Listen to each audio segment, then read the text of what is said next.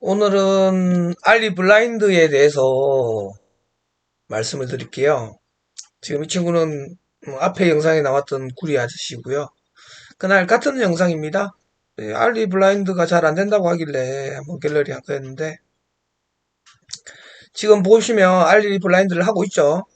근데 이 친구가 어느 정도 수준이냐면 자기 스탠스, 레귤러 스탠스에서는 투웨이크 블라인드까지 잘 하는 걸로 알고 있어요. 본인 스탠스에서 알블도 제가 가르쳤고, 한 영상은 다 이전에 보면 있을 거예요. 알블을 어떻게 가르쳤는지. 이제 올해는 초라서 구피 블라인드를 연습하는 것 같아요. 이 블라인드가 생각보다 오래 걸리거든요. 그리고 구피 블라인드를 해야지 쓰리나 이런 데 도움이 돼요. 그러니까 반대쪽 스탠스의 블라인드를 해야지만 본인의 스탠스에서 쓰리나 파이브나 뭐 이런 거 할 때 도움이 되거든요. 그래서 알벌, 트웨이크 블라인드 이런 건 양쪽을 다 할 줄 알아야 돼요. 그러니까 엄청 오래 걸리는 거죠. 그런데 이 부분, 이 블라인드를, 자, 알벌을 하기 위해서는 세 가지가 필요해요. 첫 번째는 알리, 두 번째는 회전, 세 번째는 랜딩이죠. 랜딩 할 때 블라인드 주행 자세가 잘 돼야지 랜딩이 잘 되겠죠. 이 세 가지 조합으로 알벌이 만들어지는 건데, 근데 알리를 딱 이야기했을 때 알리 자체가 구피 알리 하는데도 좀 시간이 걸리죠. 근데 알리가 아주 잘하는 걸 100점이라고 했을 때, 그러니까 부드럽고 하이도 어느 정도 넣고 밸런스 안 깨지고 하는 알리를 아주 잘하는 게 100점이라면 아예 못하는 건 0점이겠죠. 그럼 알벌은 알리가 안 되는데 이걸 하기는 힘들죠. 그러면 알리가 10점 정도일 때 해야 되냐, 20점 정도일 때 해야 되냐, 30점 정도일 때 해야 되냐, 이게 문제가 되는 거죠.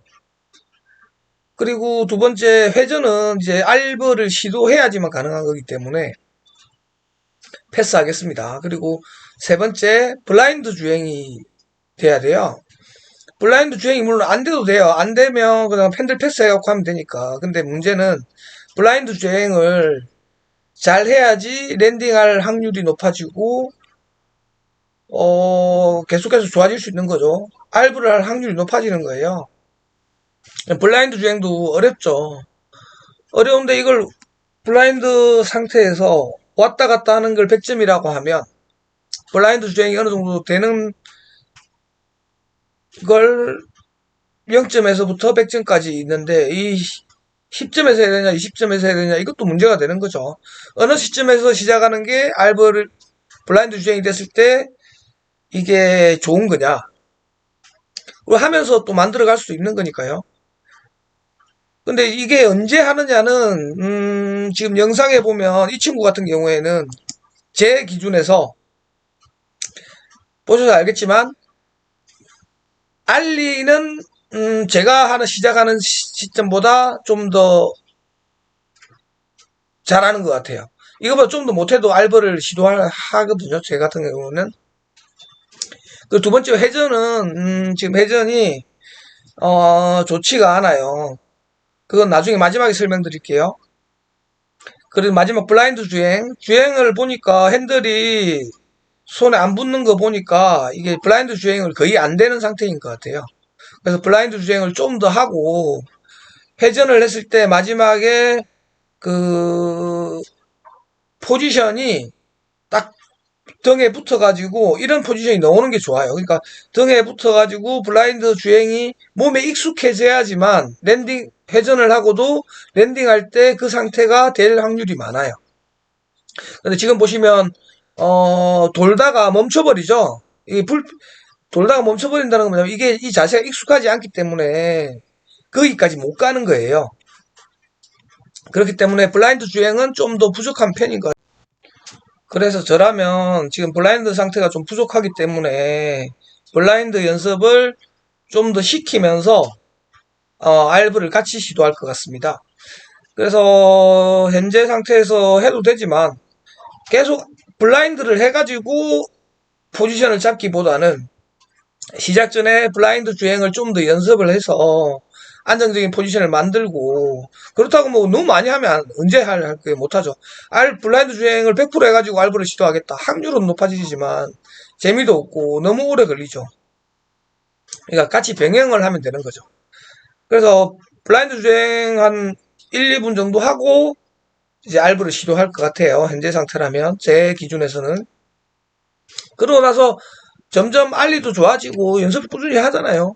그리고 블라인드 주행도 꾸준히 틈틈이 연습을 하고 이러면 되고. 근데 여기서 중요한 건 뭐냐면 이제 알브를 시도하는 건 그 정도에서 시도하면 되는데, 이 지금 상태를 보면 회전이 몸으로 돌리고 있어요.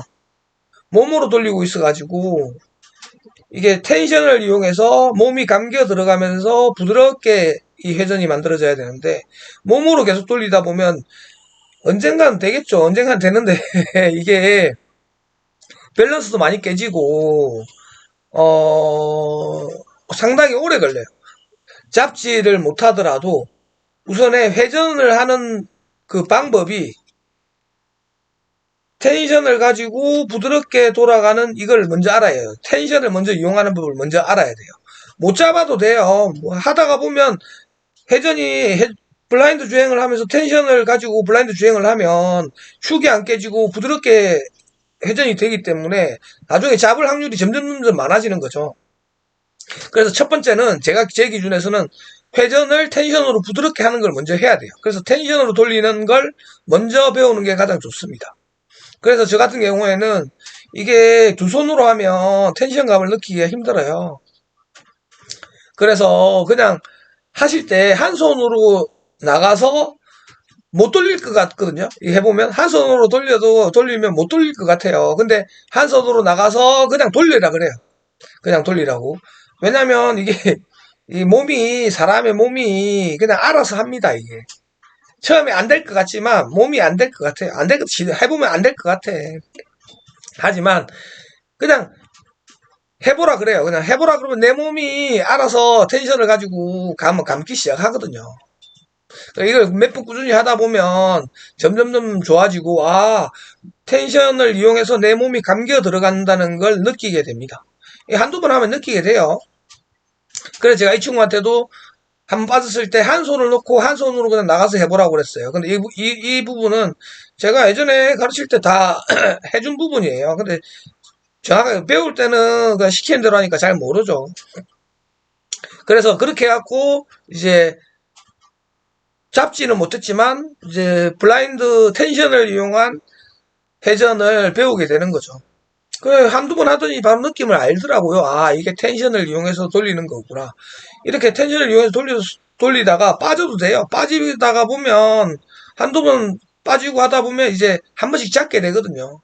한 번씩 잡게 되면 점점 그게 좋아지는 거죠. 이렇게 하고 몇 번 잡기 시작하면 이제 블라인드 주행 좀 더 하고 하면 거의 속도 조절해주고 하면 계속 잡게 돼요. 계속 잡게 되면 자신감도 붙고 이제 랜딩 확률도 점점 좋아지고.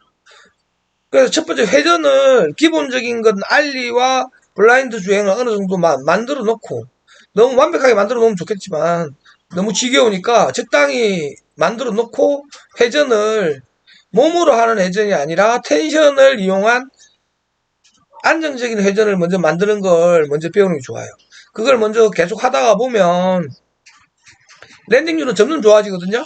이거 처음에 한두 번 잡기 시작하면 30%, 20% 하다가 나중에는 막 7, 80% 금방 올라옵니다. 금방. 한 두세 건 라이딩 하면 금방 올라와요. 그 다음부터는 이제 자신감도 생기고 블라인드 주행도 이제 섞어가면서 할 수 있기 때문에 점점 더 좋아지는 거죠. 그래서 제 기준에서는 알리와 블라인드 주행을 기본 적당히 하고 그 다음에는 텐션을 이용한 회전을 하는 게 가장 좋은 것 같습니다. 다른 코치님들도 여러 가지 방법론이 많은데 이거는 뭐 방법론의 문제인 거지 뭐 좋은 티칭이고 뭐 잘못된 티칭이고 뭐 이런 건 없어요. 좀 더 효율적인 티칭을 자기의 경험과 장단점을 잘 따져가지고 하는 거 하는 게 좋습니다. 다른게 해도 되긴 하는데, 이게 너무, 알리를 너무 오래 하면, 그런, 약간 재미가 없어지고, 약간 좀 힘든 부분이 있죠. 그리고 블라인드 주행도 너무 많이 해버리면 오래 걸리죠. 물론 나중에 알바를 하기 위해서 잘하는 게 좋죠. 잘하는 게 좋은데, 저 같은 경우에는, 너무 연습을 많이 해가지고 재미를 반감시키기보다는 적당히 합쳐서 이제 병행하는 게 좋은 거죠. 아, 내 실력이 늘었구나라는 걸 느끼게 되고. 이 장점과 단점을 너무 또 빨리 해버리면 확률이 너무 떨어져 버리기 때문에 그건 또 말이 안 되는 거고. 그 사람의 상태나 운동신경이나 이것들을 보면서 적절히 잘 조합해서 이런 것들을 만들어가는 게 좋은 것 같습니다.